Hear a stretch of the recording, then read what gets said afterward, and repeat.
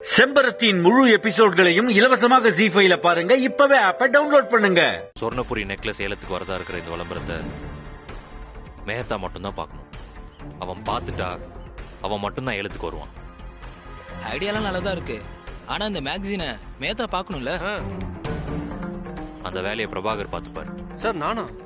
ஆமா, okay sir, நான் பார்த்துக்கிறேன். மேகசினை எங்கிட்ட கொடுங்க. தரேன். Very good.